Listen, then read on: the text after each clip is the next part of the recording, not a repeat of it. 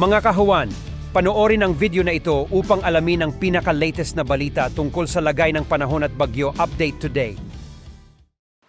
Makikita natin dito sa ating latest satellite images ang mga kaulapan sa western section ng ating bansa ay ang patuloy na epekto ng hanging habagat sa kanlurang bahagi ng Southern Luzon at ng Visayas. So as compared sa mga nakarang araw ay nabawasan yung mga area sa mga karanas ng mga pag-ulan o yung mga tuloy-tuloy na pag-ulan na dala ng habagat.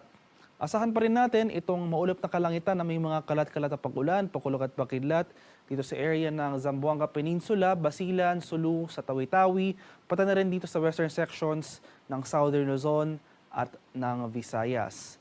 Sa nalalabing bahagi naman ng ating bansa, including Metro Manila, ay makaranas tayo ngayong araw ng generally fair weather conditions, maliban na lamang sa mga tsansa ng isolated rain showers or localized thunderstorms.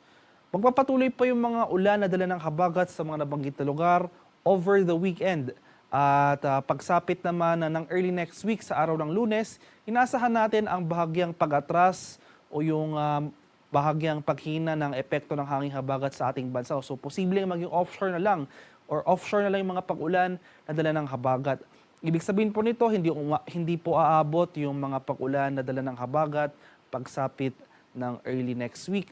At most likely itong area na lamang ng Palawan ang makakaranas ng mga pag-ulan na dala ng habagat.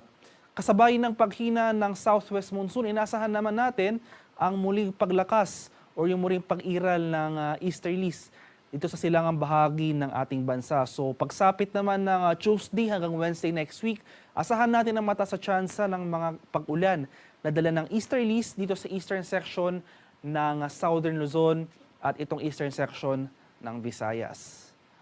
Sa nalalabing bahagi naman ng ating bansa, ay or sa loob at labas naman ng ating Philippine Area of Responsibility, wala naman tayong binabantayang low pressure area o anumang sama ng panahon na maaring makaapekto sa anumang bahagi ng ating bansa sa mga susunod na araw.